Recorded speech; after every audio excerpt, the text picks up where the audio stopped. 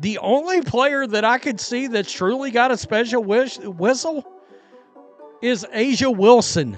My God. 13 foul shots.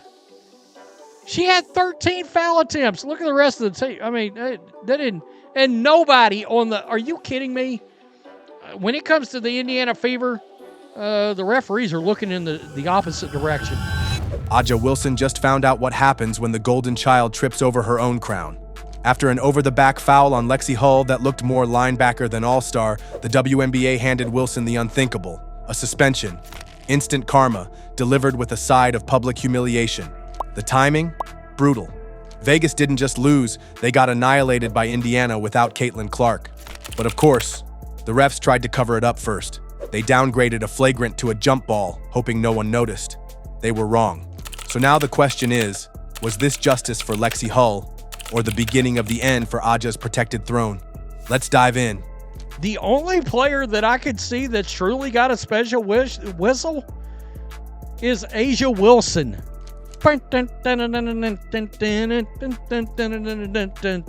Whistle on Asia, get to the line. For years, Aja Wilson has floated through games like a Disney princess on a parade float, untouched, unbothered, and eternally bailed out by a referee's whistle that felt surgically attached to her stat line. But that magic carpet just hit a brick wall, and its name is accountability. During a blowout loss that looked more like a fever dream than a fever game, Wilson decided basketball fundamentals weren't her thing anymore. Instead, she channeled her inner linebacker and body-slammed Lexie Hull during what should have been a basic box-out. And if you blinked, you missed the officiating disaster that followed. The refs downgraded the play to a jump ball like we all didn't just see Wilson go full Mortal Kombat on national TV. The footage spread faster than Wilson's free throw attempts. Fans erupted. Analysts called it unsportsmanlike. Memes flooded the timeline. Lexie Hull was immediately dubbed the unsuspecting hero of the collapse, and the league, shocker, actually took action. They reviewed the play and came back with a verdict the internet had already decided in seconds. Wilson is suspended. The timing couldn't be worse. The Aces were already down bad, and now their MVP was outed as the most protected player in modern sports. You can practically hear the air deflating from her trophy case. Before we go further, first, like this video if you think the refs are unfair to the Fever, comment if you disagree, and don't forget to subscribe. And let's not pretend this came out of nowhere. People have been sounding the alarm on Whistle Wilson for years. Every stat sheet tells the same story. Wilson at the free throw line like it's a charging station, while the rest of her team watches from a distance. Against Indiana, 13 free throw attempts. No one else on her team broke 4. The entire strategy has been, give the ball to Wilson and let the refs do the rest. But not anymore.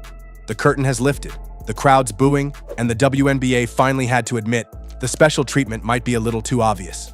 So last night, the Fever got another big win. They defeated the Las Vegas Aces for the first time since 2019. Oh, lads. I did not even think they were going to do this. They basically beat them by 30. Becky Hammond pulled the plug halfway. But you can't just go around somebody's back like that. You can't just grab around somebody's back like that. They called that a jump ball. Here's the poetic part. The team that finally shattered the Wilson myth, the Indiana Fever. The same franchise that's been treated like the league's punching bag since 2019, a team that had lost 16 straight games to Las Vegas, just turned the tables in biblical fashion. And who was at the center of that glorious role reversal? None other than Lexie Hull, the player Wilson tried to erase from the court. Instead of fading into the background, Hull became the symbol of Vegas's unraveling. A single box-out changed the storyline of the entire WNBA week. Hull's crime? Playing defense like she's coached to? Wilson's reaction? Launching herself like a human missile, grabbing Hull from behind with all the grace of a toddler throwing a tantrum in a supermarket? It was reckless. It was embarrassing. And it was Wilson's final act before the league finally said enough. While Hull kept her composure and stood her ground, Wilson spiraled. And that, dear viewers, is the real difference between a professional and a pampered starlet. The Fever didn't just beat Vegas, they obliterated them. A 27-point beatdown with no Caitlin Clark on the floor. That's not just a win, that's a statement. A cleansing. A baptism by scoreboard. While Vegas fumbled around like they'd never seen a basketball before, Indiana was locked in, hitting 82% in the second quarter like they were possessed. Aaliyah Boston dominated the paint. Kelsey Mitchell went off for 25 points. Natasha Howard dropped a casual double-double. Meanwhile, Wilson was busy begging for whistles that never came, and eventually earned herself a suspension. That's not MVP behavior. That's a meltdown. 29 points, a huge game from A'ja Wilson. The rest of her team didn't show up. 13 foul shots. A'ja Wilson's whistle is exactly why the officiating in the league is a joke. Aaliyah Boston gets nothing. Yeah, I mean, we're talking about Aaliyah Boston is or should be firmly in the MVP conversation. Let's talk numbers. Because if Wilson's going to ride stats to defend her legacy, let's crack those stats wide open. She had 29 points in the game. Sounds impressive, right? Until you realize 11 of those came from free throws. 11 out of 13 attempts. That means nearly 40% of her entire performance was the result of referee generosity, not basketball brilliance. Meanwhile, her team, shooting 16% from the field like they forgot what hoops are. Chelsea Gray with 2 points. Kelsey Plum with another lonely 2. Jackie Young, a heartbreaking 6. Compare that to Aaliyah Boston, who had 20 points with only 2 free throw attempts. Let that sink in. Boston got hacked in the paint like she was holding gold bars, but barely saw the line. Wilson gets breathed on, and it's a parade to the stripe. And people still want to pretend this isn't a systemic problem? The special whistle wasn't just a fan conspiracy anymore. It was the only consistent offense the Aces had all night, and it still wasn't enough. But here's the real tragedy. The league let this go on for far too long. Wilson's free throw addiction became the cornerstone of her brand. MVPs, all-star nods, all padded by referee insurance. So when she finally played a team that wasn't buying the illusion and didn't have Caitlin Clark to carry them, the mask slipped. And what we saw underneath? A player completely lost without the whistle. The fouls didn't work. The flopping didn't work. And eventually, the temper tantrum turned into a suspension. That's not just karma. That's poetic justice in sneakers. In the WNBA since 2003. Without Caitlin Clark. And it was towards the end of the game, and there was something that I had missed, but I did see Steph White just go real crazy, got a tech, and she was, of course, asked about it in the post-game interview, and here is what she said. Yeah, well, I don't know about frustrations boiling over as more to just like making a point. Caitlin said she got me though, so. One more than that. She just got a bonus. And by bonus, she was meaning the Commissioner's Cup bonus, which was what was it, $49,000 or $43,000 per player, because the prize pool was $500,000. The WNBA can't allow A'ja Wilson to keep getting this whistle, man. This shit is out of hand. I mean, look, this league has got so many problems. Now let's talk about the realest moment of the night, Stephanie White losing her mind. And honestly, who could blame her? She watched Lexie Hull get manhandled by Wilson, straight up yanked like a rag doll, and then saw the refs do absolutely nothing. Not even a shrug. Not even a my bad. They just handed Wilson another free pass while punishing everyone else who dared call it out. So when White exploded on the sideline, that wasn't drama. That was justice trying to claw its way through a circus act. But instead of listening, the refs did what refs do best. They pulled out the whistle faster than they ever did for Lexie Hull and gave Stephanie White a technical. That's right, Wilson's over-the-back chokehold? Jump ball. But White saying, hey, maybe don't let her play rugby out here? Tech. You truly can't script a bigger joke. The woman trying to protect her team got slapped with a fine while Wilson strutted around like the league's untouchable villain. It's not just bad optics, it's cartoon villain logic. And the best part? The fans weren't having any of it. Social media blew up. People started calling for the fine to be reversed, accusing the league of punishing people for being too honest.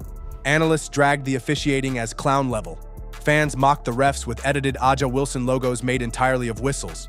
It wasn't just outrage, it was full-on revolt. And for once, the league actually flinched. The suspension came late, but it came. Too bad they still haven't apologized to the only person who told the truth that night, Stephanie White.